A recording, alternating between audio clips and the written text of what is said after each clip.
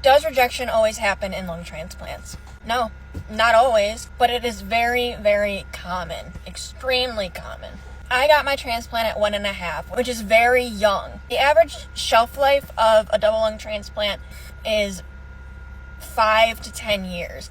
Like, I think I might have this mixed up, but I think 50% make it past 5 years. It's either 50% make it past 5 years or 50% make it past 10 years.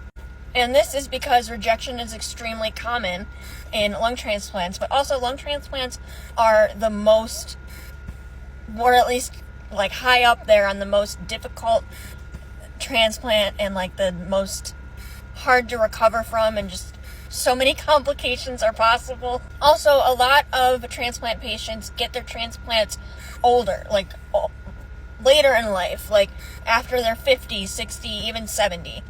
So when you take into account the average lifespan after a transplant is only 5 to 10 years, not a lot of them are going to opt to get a second transplant and in later age.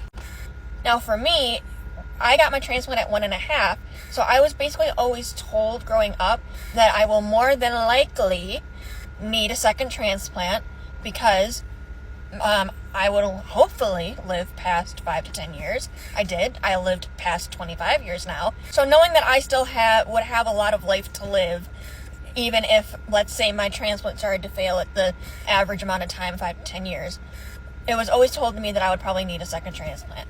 But obviously we would always put that off as far as possible. We're still putting it off.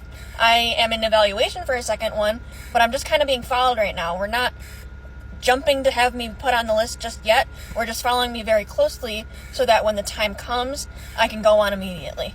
It is very possible to live a normal life and not need a second transplant. There's multiple people that I know from the it's pretty big, a lung transplant Facebook group that I'm a part of, that are 15, 20, 25 years post-transplant, and either they've had like rounds of acute rejection, but then it's gotten, controlled, or they just haven't had rejection at all, and they don't think that they have a second transplant in their future. So to sum it up, does rejection always happen? Not always, it's just very common. And is it possible to live a relatively normal life without having a second one? Yes, absolutely. Many people do. Actually, second transplants are very rare. And I hope that I can become one of the rare ones, because